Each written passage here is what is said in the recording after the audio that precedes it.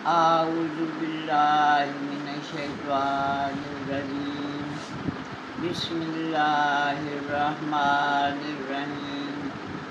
السلام علیکم ورحمۃ اللہ وبرکاتہ. میرے پیارے پیارے بچوں، میری بہنوں، میرے بھائیوں، بڑے چھوٹے، سب کو میرا بہت بہت سلام اور دعائیں. آپ بھی میرے لیے دعا کیا کریں کہ مجھے اللہ تعالیٰ کسی کا محتاج نہ کرے. میں آپ سب کے لیے دعا کرتی ہوں، آپ سب میرے لیے دعا کریں. بات یہ ہے کہ علاء الدین صاحب کی انہوں نے قرآنی آیت پہ اصول و خیر، یہ 5ویں پارے کی آیت ہے، اصول و خیر، انہوں نے اس آیت کو لے کر اتنی بڑی تقریر کی ہے کہ 1.5 گھنٹے کی تقریر تھی ان کی، اور وہ ساری تو میں نہیں بیان کر سکتی، لیکن اس میں جو چند پوائنٹ انہوں نے بتائے ہیں نا، وہ میں آپ سے شیئر ضرور کروں گی، تاکہ وہ آپ بھی اللہ تعالیٰ کے فضل و کرم سے اگر اس پہ عمل کرنے کی کوشش کریں گے، اللہ آپ کی بھی بہتری کرے گا، میری بھی بہتری کرے، جو سنے سب کی بہتری ہو. تو یہ ہے کہ انہوں نے یہ عنوان باندھا اصول و خیر. تو انہوں نے کہا کہ یہ جو صلح و خیر ہے نا، اس کے اندر درگزر پوشیدہ ہے. اس آیت کے اندر درگزر پوشیدہ ہے. صلح تب رہ سکتی ہے جب ہم درگزر کریں.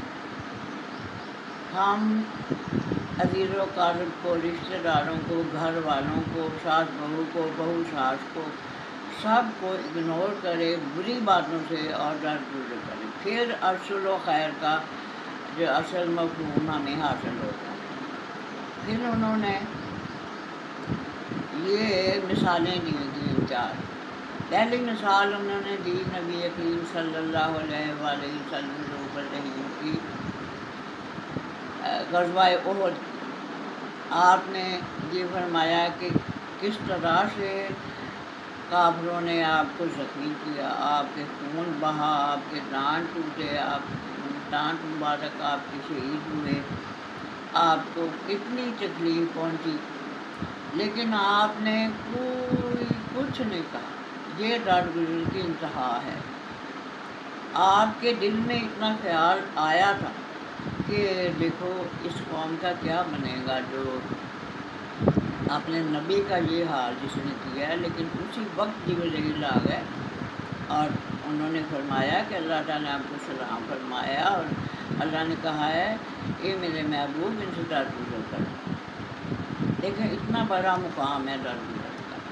پھر دوسری مثال انہوں نے یہ دی کہ جب طائف کے سفر میں آپ کو کس بری طرح زخمی کیا اور فرشتے آئے پہاڑوں کے کہ ہم ان کو 2 پہاڑوں کے بیچ میں ایسے غرق کر دیں گے کہ ان کے نام و نشان مٹ جائے گا، لیکن آپ نے وہاں بھی درگزر سے کا ثبوت دیا. کہا نہیں، ایسا نہیں کرنا. اگر یہ نہیں مان رہے تو ان کے آنے والی نسلوں میں کوئی نہ کوئی مجھے ضرور مانے گا، میں تو رحمت للعالمین. پھر یہ انہوں نے مثال دی. پھر ایک مثال انہوں نے اور دی تیسری، وہ یہ کہ مدینہ پاک میں رات کے اندھیرے میں ایک شخص آیا مکہ صلی اللہ علیہ وسلم کے پاس، اور اس نے کہا کہ یا رسول اللہ صلی اللہ علیہ وسلم، میں پہلے مسلمان نہیں تھا، میں مسلمان ہو گیا ہوں، میں نے کلمہ بھی پڑھ لیا ہے، لیکن میری یہ دلی خواہش ہے کہ مجھے آپ خود کلمہ پڑھائیں، میں آپ سے پڑھوں، آپ کے پیچھے پیچھے کہوں گا، پھر میرے دل کی تسلی ہو. تو آپ نے اسے دیکھتے ہی پہچان لیا کہ یہ کون شخص ہے، لیکن آپ نے کچھ نہیں کہا. یہ درگزر کی تیسری مثال ہے آپ صلی اللہ علیہ وسلم کہ جانی دشمنوں کو بھی انہوں نے کچھ نہیں کہا. تو آپ نے سمجھا ٹھیک ہے بیٹھ جاؤ، میں آپ کو پڑھاتا ہوں کلمہ. آپ نے کلمہ پڑھایا. پھر اس نے جو سوالات کیے آپ نے سب جواب دیے، اسلام کے اراکین بتائے کہ یہ کرنا ہے آپ نے. تو سب کچھ سن کے جب وہ کہنے لگا کہ یا رسول اللہ آپ صلی اللہ علیہ وسلم اب میں چلتا ہوں، تو آپ نے فرمایا نہیں، رک جاؤ تھوڑا بھائی، تھوڑا رک جاؤ. وہ رک گیا. کہنے لگا یا رسول اللہ فرمائیں کیا، میرے لیے حکم ہے. تو آپ نے فرمایا کہ آپ نے آئندہ میرے سامنے نہیں آنا۔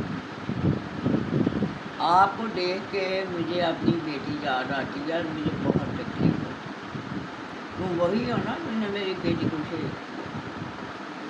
تو وہ کہنے لگا ہاں یا رسول اللہ میں وہی ہوں، لیکن میں آپ سے معافی مانگتا ہوں۔ تو میں اسی لیے اندھیرے میں آیا تھا کہ شاید آپ پہچان نہ سکیں گے، لیکن آپ تو اللہ کے نبی ہیں، آپ کیسے نہیں پہچان سکتے؟ یہ آپ نے کہا معافی تو ہو گئی، لیکن تم میرے سامنے نہ آنا، کیونکہ مجھے بہت تکلیف ہوتی ہے کہ تمہیں دیکھ کے میرے سامنے نہ آنا، بس آئندہ دور کہیں بیٹھ کے بات سن لیا کرنا، یا نماز پڑھنا تو اینڈ میں کھڑے ہو کے پڑھنا، میرے سامنے ملوں کے سامنے نہ آنا، مجھے بہت تکلیف ہوتی ہے۔